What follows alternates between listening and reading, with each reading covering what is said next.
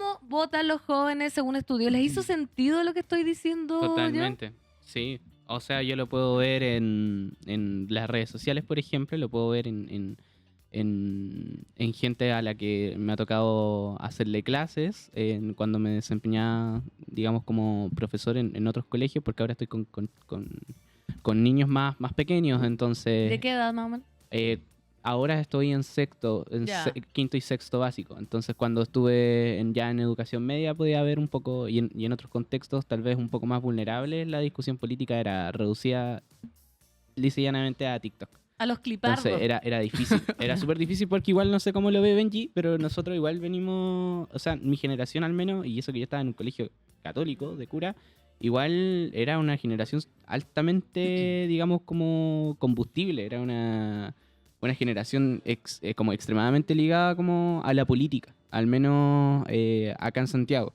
Digamos, habían discusiones. Y ser pinochetista era como... Da vergüenza. A ver, era un insulto. Entonces, y era algo que se debatía y algo que se conversaba, obviamente desde el respeto de las aulas. Pero después de la pandemia y después del estallido, a ver, yo creo que ahí hay un retroceso súper importante respecto no solamente a la educación cívica, sino también como a la falta de sueños colectivos. Entonces, en este como, digamos, como el exacerbo de los proyectos individuales, vuelven a salir figuras como, por ejemplo, la del Tata, que finalmente es el dictador Pinochet, que es una forma muy amable de decirlo. Entonces, y uno lo puede ver en los matinales también, es como bien... A ver, angustiante el panorama, sobre todo si hablamos de gente joven. A mí, una de las cosas que me pasa, sobre todo cuando uno ve los recientes resultados también, y por un par de preguntas que me ha tocado hacer en torno, no sé, por ejemplo, a mi hermano chico que tiene 19, a su círculo que tiene 18, 19 también, siento que son personas que tuvieron procesos de desarrollo adolescente muy frustrados.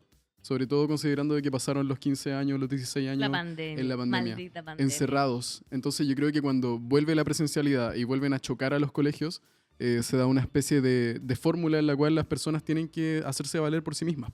Yo creo que estando encerrados también se les inculcó mucho el ser individuales, y en general eso lleva a estos discursos meritocráticos que llaman bastante la atención. Por ejemplo, yo tengo entendido que muchos del círculo de mi hermano de 19 años votaron por Parisi.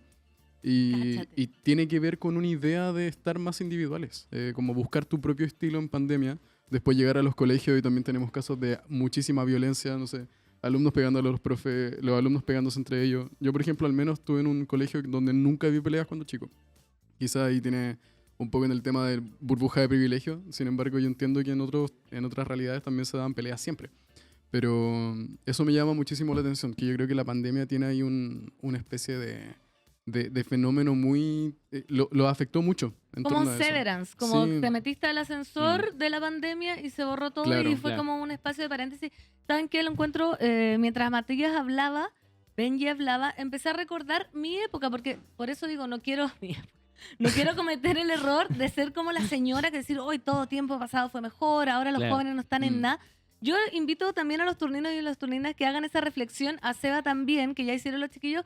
¿Cómo eran ustedes, por ejemplo, de primero a cuarto medio en temas políticos? Porque mi grupo más cercano en el colegio, que les mando un saludo, no tenía una opinión política. No. Y en esa época yo estaba muy politizada. Entonces digo, no era un tema de colegio, sino que era como de verdad, como en ese tiempo tú vas conociendo, te vas haciendo amigos y te vas juntando. Por ejemplo, yo me juntaba con gente que estaba más politizada, íbamos a ver documentales, íbamos a marcha, y con mis amigas que no estaban más politizadas hacíamos ya otro tipo de cosas. Pero yo me acuerdo en esa época que había un cabro que era pinochetista, imagínate, tenía 16 años. Tenía el cuadro de Pinochet en su familia, obviamente, en la casa, y yo a esos carretes me quedaba en el patio. Muy paga también, porque yo vivía en puta, pero no entraba, ¿cachai? Era así como muy politizada en esa época. Y yo digo, ¿ahora no pasa eso? Los jóvenes, por ejemplo, ustedes, si son padres de jóvenes de 18 años, les dicen, mamá, oye, este cabro, qué vergüenza, va a votar por... ¿Cachai? Como por Kass, que le gusta a Pinochet. Yo no sé, por eso me siento perdida. No sé si los jóvenes de hoy quizás no les importa tanto, como no conocen a Frey, no conocen a Pinochet, es como ya, ¿qué queremos? Las propuestas nomás. Claro. No la historia Claro. para atrás. Mm. Sí, hay un ¿Será? desinterés fuerte. Sí, no, a mí una de las cosas que me pasa quizás es yo creo que tiene que ver un poco con esta idea Bueno, el discurso meritocrático que tiene Parisi, o el tema del estallido social en 2018, también estas personas eran mucho más pequeñas que en la pandemia. Y yo creo que en general les generó un hartazgo de la política, o al menos un hartazgo de la política de izquierda, porque lo que sucede después del estallido social, con la pandemia, con el pasar de los años, gobierno de izquierda, y el estallido se empieza a tomar más como un meme.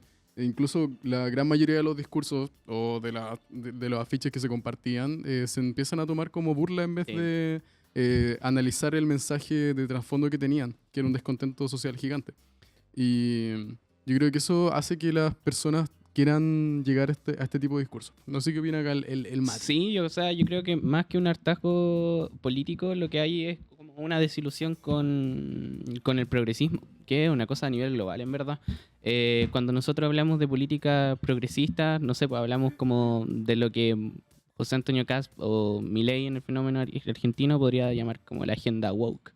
Y son cosas que de repente empezaron a encenderse en TikTok, que terminan con Charlie Kirk siendo en pleno Estados Unidos. Y se abren discusiones acá que son ya como... O sea, que eso pasa, como que ya, por ejemplo, es todo como en un campo de insensibilidad tan grande como cuando hablamos, por ejemplo, no sé, pues como de la gente que emigra desde Venezuela. Eso ya es como, para la juventud, es como, no, pues, o sea, yo, ¿cachai? Como Chile para los chilenos, un poco menos. Entonces, igual, te digo, como...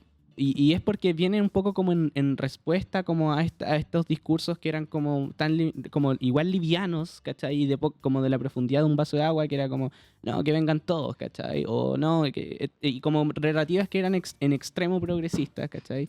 Y eso obviamente trajo como digamos, como el repelús de mucha gente, digamos, de distintos segmentos etarios, y eso llega a la gente joven de alguna otra forma, sobre todo si está hiperconectado. O sea, la cantidad de reels, ¿cachai? Que salen de José Antonio Cast en mi feed, sin ser yo como una persona para nada cercana a ese tipo de propuestas. Algo hay que tratar. No, para nada cercano al Partido Republicano, al PDG, lo que sea.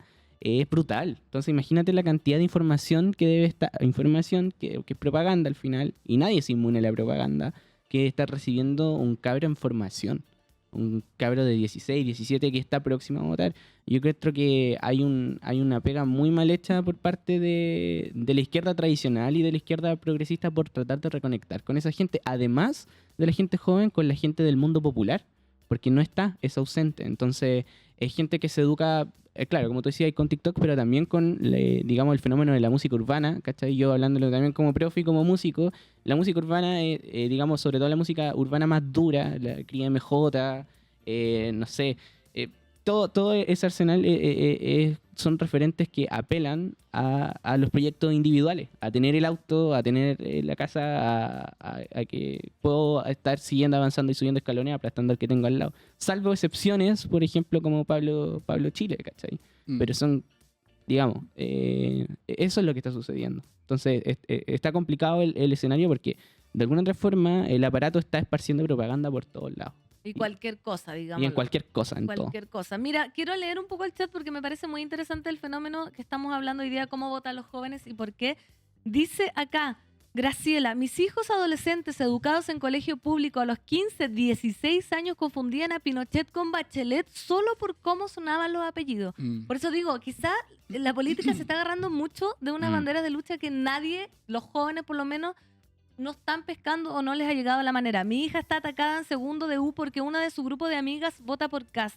Son 8 ellos y su grupo de estudios y ninguno podía creer que una vote por Kast. Queremos escucharlos, Turnino y Turnina, pero estamos hablando de los jóvenes y quienes cuentan como jóvenes, porque ya, uno puede decir me siento mágica, libre y joven, pero los jóvenes son de 18 a 29 años. O sea, solo acá hay 2. Claro. Tú, Matías Ávila, vocalista y líder de Candelabro, ¿qué edad tienes tú? Yo tengo 23. 23 y tú 23 también. 23, sí. Sí, nacimos en el 2002. Sí, El 2002 también. Sí. O sea, son fieles representantes de la De la generación juventud. y de la Exacto. generación Z, que Sí. está Heavy comprendido, Flores. según también la literatura, entre los años, algunos más o menos, pero entre 1995 y 2006, los que nacieron entre ese periodo de años. La generación millennial somos los nacidos entre el año 83 más o menos y el 95. Así que Ya. ustedes son generación Z profunda. Yo así Cacha. impactada porque no soy Y joven. de hecho, algo Sí. cuático, bueno, los millennials estamos llegando a los 40, algunos ya llegaron, pero la generación Z está llegando a los 30. Los primeros generación Z, los que nacieron en el 95, están cumpliendo 30, entonces también están pasando una nueva etapa ya de adultos. Sí. Ya tenemos generación Z que no son jóvenes, que son adultos plenamente. Bajo esa idea, la encuesta en general, esta definición que tú también das, porque es muy cuático, les quiero dar una anécdota. El diario El País de España tiene un manual de estilo, como para escribir, como para sus periodistas. Y por ejemplo, dice que tú puedes nombrar joven solo a alguien que tiene entre 18 y 29 años. Por ejemplo, si yo fuera víctima de un asalto, sería el hombre de 39 años. Tú serías la mujer de 39. Y No la joven. no la joven. Pero en Chile a veces ponen el joven de 31 años. Y no, pues a los 30 años eres el hombre, la mujer. Oh, heavy. Está muy así estipulado en el manual del diario.